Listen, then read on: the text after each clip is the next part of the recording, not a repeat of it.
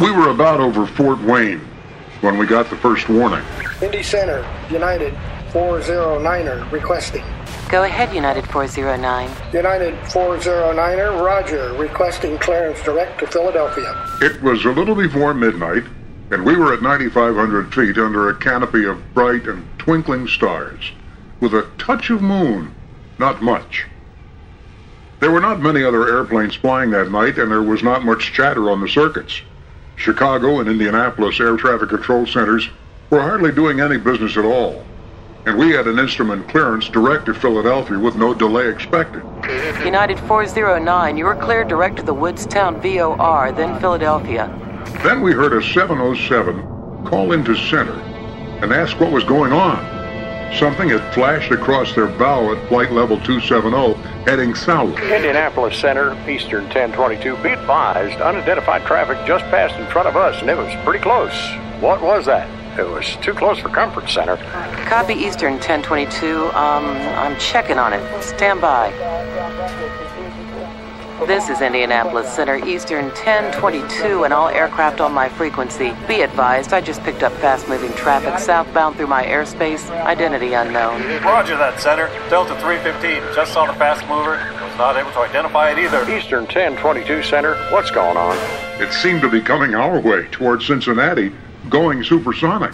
Stand by, guys. We're trying to identify the bogey, but so far we have no idea who or what it is. Be advised, we're contacting NORAD now.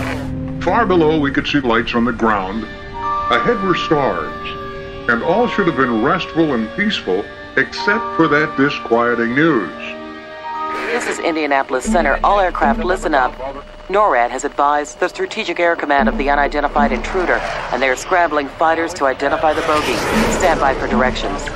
Then, far off to our left and away above us, we saw a red light flashing and apparently going awfully fast.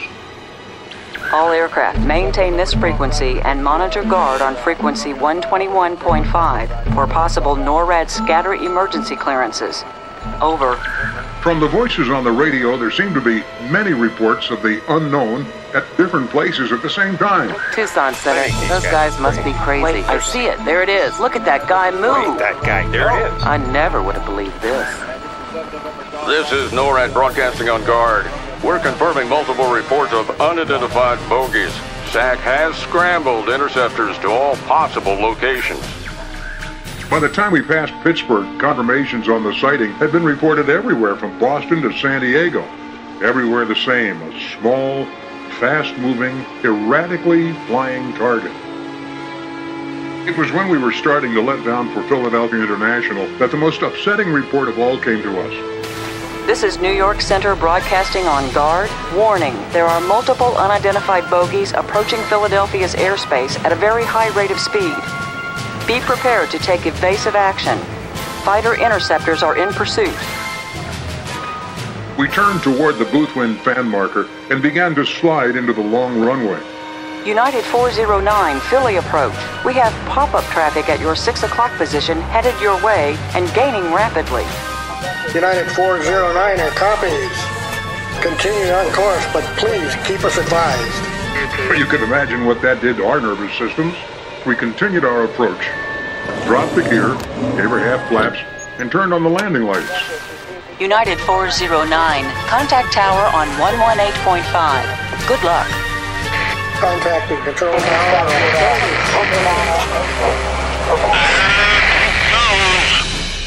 Philly Tower, we have traffic in sight, and you may not believe what you're looking at.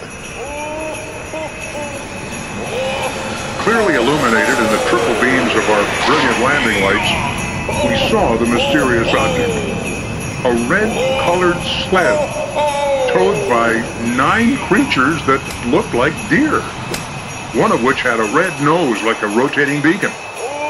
The pilot sat high in his seat so we could clearly see his red coat and wide black belt and a long white beard whipping in the wind.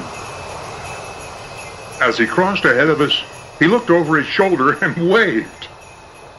Someone noted the time. It was 1 o'clock in the morning, December 25th.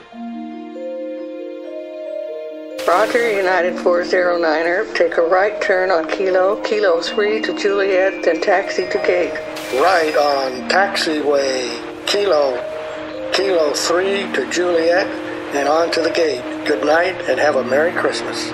Same to you, United. I know this story is hard to believe.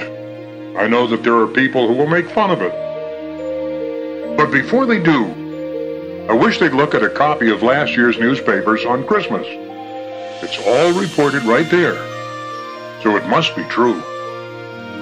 And if they still aren't convinced, it's just too bad for them. I feel sorry for them if they don't believe in Santa Claus. He'll be back again this year, so keep looking for him, especially if you're flying on Christmas Eve. He really moves around fast. Merry Christmas. Sleigh bells ring, are you listening? In the lane, snow is glistening. A beautiful sight, we're happy tonight, walking in a winter wonderland. Gone away is the bluebird, here to stay is a new bird. He sings a love song as we go along, walking in a winter wonderland. In the meadow we can build a snowman, then pretend that he is Parson Brown. He'll say, are you married? We'll say, no, man. But you can do the job when you're in town. Later on we'll conspire as we dream by the fire, to face unafraid the plans that we made, walking in a winter wonderland. Walking in a winter wonderland. Walking in a